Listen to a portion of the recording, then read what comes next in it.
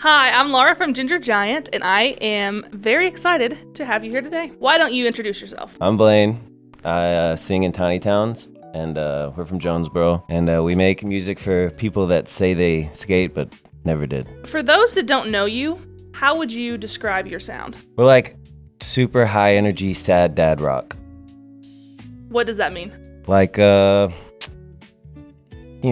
the dad that still drinks beer in the garage and like secretly hates his job, but like does it anyway, and like still has a pretty good time, but hates it deep down. Describe your songwriting process. Are you guys more of a like get together and jam type band? Or do you send each other demos back and forth? Yeah, it's like 50-50. So normally it'll start with like me, and I'll write, because I'm really bad at guitar, and so I'll write like a super simple, like dumbed down version of something with some lyrics over it, and I'll send that to Trent or Matt or one of those guys and be like, hey, make this sound like a good song rather than what I just sent. And we'll go to practice, and like it's weird, we'll just like build from like those two chords, and it'll go into like, oh, then this needs to happen, then this needs to happen, oh cool. And then by the end of it, like we went from those two chords to a huge ass breakdown or whatever. So when you are writing things to send to them first, do you personally usually write your lyrics first, like you come up with that first, or is it the instrument, like the music first? So there's a whole lot of like, I'll either find like a line that I really like and I'll latch onto that and be like, oh, so this is what the song's about, like here's the main meaning is blah blah blah, whatever. Or it'll go the complete opposite, where I'll have music, and then literally for like 6 months at practice, I'll be like, hey, somebody, like not saying real words, and like I'll just fill in those syllables with words down the road, like once I figure out what they need to be. Has it always been that way? Was it like early on when you wrote, it was one way and now it's another, or is it stayed pretty steady? Yeah, no, it's pretty much stayed steady, like just me and a guitar and a little bitty idea, and then I give that to them and they flesh it out real good. Because like I said, I suck. I'm terrible, and then the guys I play with are like actual musicians, so they do all the work for me, really. So once they get your ideas or whatever, and you guys start doing stuff together, do they generally start, like, they find riffs? Do they want to find a song structure first? Like, we got to get a chorus, or is it just like, let's see what happens? Yeah, no, we just like, we'll start like, all right, so how do we want to start the song? Addison, you go. We'll start it with the drums, and then we'll do that, and we'll kind of vibe on that for a second, and then we'll all be like, obviously, the next part's got to happen now. So what's next? Like, how do we need to go to a bridge part or whatever? Like, no, we just kind of like vibe it out, and then we'll play that. Like, we'll sit there and jam on something for like 5 minutes, like Trent rewriting his parts or whatever, and then once we've jammed on it for a while, we're like, okay, how do we put that into the song? Like, where does that fit, or like how long are we about to do that? Or it's all just like, all right, I'm bored of this now, let's go to the next thing, or it feels like we should change now, go on. In an interview you did with Crashcast a couple years ago, you were talking about not having a lot of music theory knowledge, and that you make shapes and just move them around. Yeah. Has that changed? Has that evolved over time? Nope.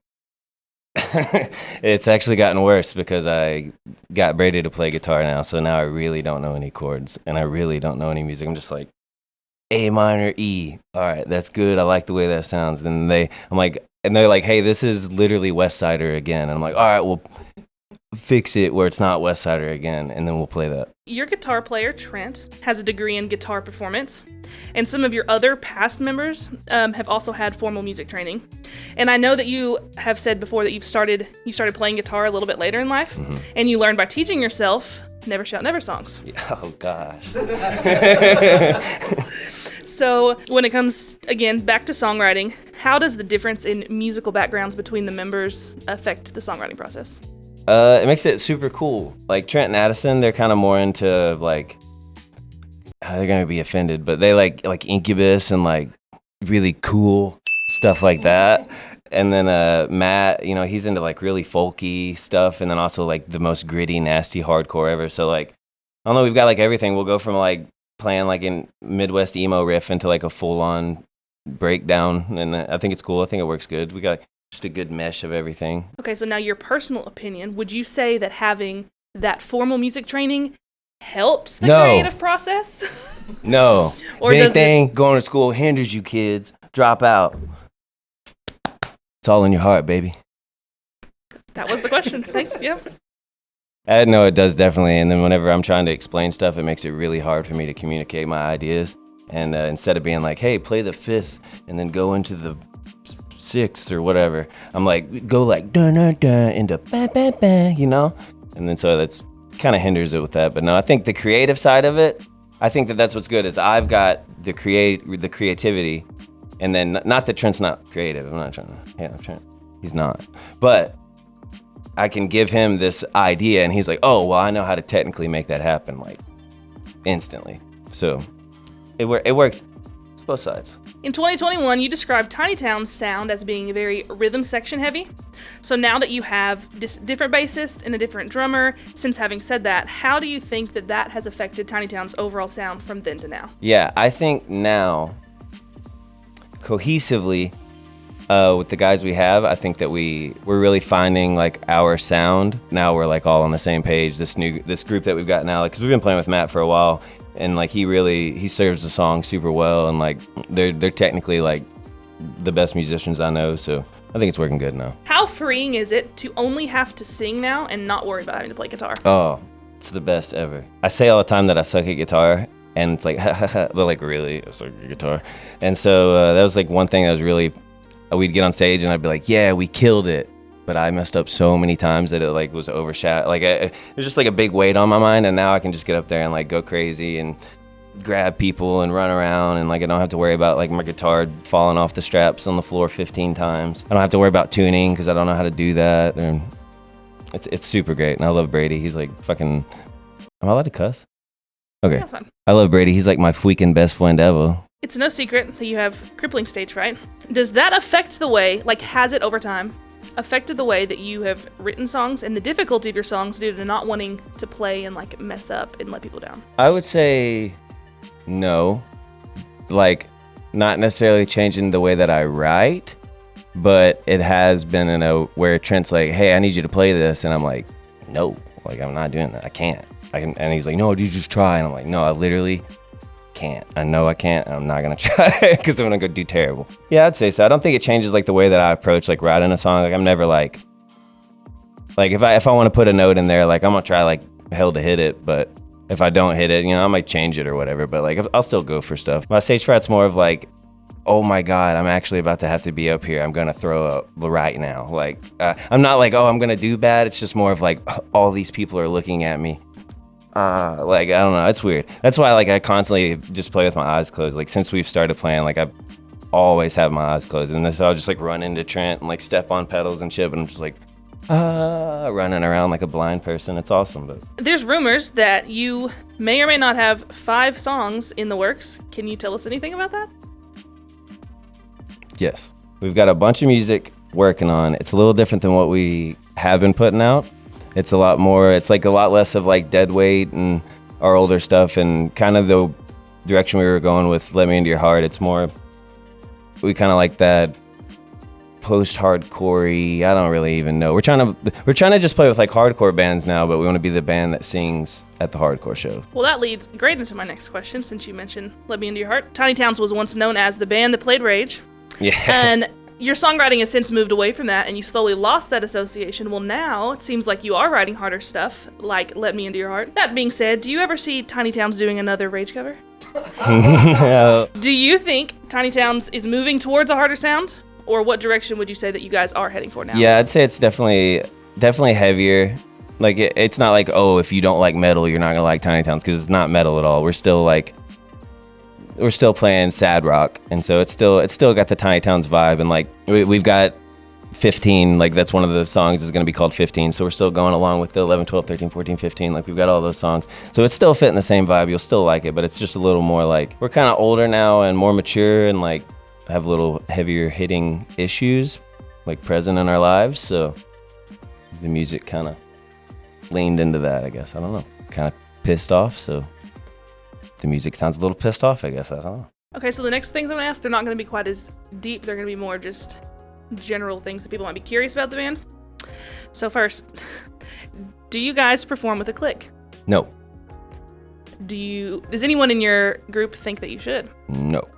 That is we tried before, but it's just like we kind of like ebb and flow so much that it's like hard to stick to that. And then there's like a lot of the times with like the way, it's probably my fault, like the way that we just kind of like mess up and then like pick back up. Like if we were stuck to that rigid time signature, it'd probably screw us up a little bit. We've never like officially tried it. Like we did it like at practice like a couple times, but I don't know. No, we've just never done that. We've always just kind of been like a try to plug in and play type band, just keep it easy. That's also because we started out playing in bars and stuff for 3 and 4 hours, so we just didn't want to deal with crap like that. And we just went the easy route. We're just really lazy. Really, that takes a lot of extra work to set up a click track and figure out how to play to it and lug around all that. Do you think that not using click helps in live performances, or do you think it's case by case? Yeah, I think it's case by case. It just depends on what you're playing. Like if you're playing like more technical stuff, our stuff's really vibey and like based on how the song feels rather than like this part's got to be perfect. And so I think, I don't think we need a click. If you play with the click, it's fine. I still love you. How does the recording process work for you guys? We've done a couple of different things. Matt, our bassist, he recorded our EP in his grandma's basement, and that was awesome. Do the same people that perform on each instrument track each instrument? Yes. Yeah, for sure. Yeah, we play everything just normally. So the first time we did it, we just did it like track by track. But then with Dead Weight and Let Me Into Your Heart, those are all like live. Like we played like in a room all together and push it, which, you know, like we go back and cut and splice here and there or whatever. But it's basically like a live recording, whatever, however. And then we went back and fixed all our smudges or whatever. Jason at Fellowship Hall, he records us, and or he did record us, and he did super great. It's all like to tape. And so like he has like a legit, like I'm standing in like this booth with fiberglass and stuff. It was super nuts, but yeah, it's all live and then just fixing it. Who does the most takes when tracking? Trent. But it's not because he's doing it bad at all. It's because he's literally so good that if he like picks scrapes or something, he's like, no, people are gonna hear that. I'm like, no, they're not, bro. You did so good. It's fine. He'll drive himself crazy. Do you tune vocals? All just harmonies? Tune vocals? Mm-hmm. Like auto tune? I don't think so. Maybe. I don't think so. I never told anyone to tune them. Jason, I don't think you auto tuned me. That's kind of a question where I'm sure most vocalists use a little bit. Yeah, I don't know. I have to have reverb. It makes me freak out. Sounding dry. Ugh. You have to have reverb when you are recording. Like you want to hear like yourself I have to. I like feel like I can't sing without reverb. So even if the final doesn't have that much reverb, you just want to hear it. Shoot, the final gonna have that much reverb. I'm sounding wet. How old were you when you started playing live, and in what capacity? I was 15, and I played with a metal band from West Side Schools. Oh, actually, Addison was in that band too. The drummer for Tiny Towns was my drummer when I was 15. Is there anywhere we can hear that music now? Or is it? Not saying. Yes, but no. You've mentioned that a lot of early Tiny Town songs started as acoustic songs that were later adapted. So do you still write songs this way? And do you have any songs from that time that never got turned into Tiny Town songs? Yeah, we've got a bunch of those that are not Tiny Town songs. I've got like, if I could get the cojones to go record some solo stuff, I could put out like some records, but I don't got it. I don't got it like that. But yeah, no, I still write pretty much all the music that if I write the main part of it, it's just me and my acoustic, and I don't even have an electric guitar anymore because I left it at Vino's. I didn't say anything for like 8 months, and I was like, hey, anybody seen my guitar at Vino's for the past 6 months? They're like, no. Someone stole that 2 months after it had been there. What kind of acoustic guitar do you play? I have a turd. I think it's called an Enya or something like that. It was like $140, and it has a huge hole in the back of it because it was laying on my bed, and my son came in and he just fully suplexed it, just and I just hear my guitar ringing, and I was like, he was upset because his head was hurting, you know, upset I say. He was crying because his head was hurting, and then I pick up my guitar and I was like, is your head fine? Well, thank you so much for coming and talking with me. It's been super fun. Now, tell us, where can we find you? Where can we hear you? And where can we see you guys? Well, we've got music on Spotify, YouTube, Tidal, MySpace, wherever. We're playing the Full Moon Fest. July 19th. I knew that. And yeah, it's gonna be super awesome. We've got a couple more shows lined up, but those don't matter because Full Moon Fest is the only show in the world, baby. We'll talk about other shows later. Check my Instagram. I'll make flyers about those. Don't tell Kurt. Also, if you play RuneScape, you want to do some raids, hit me up. Dan Avenue.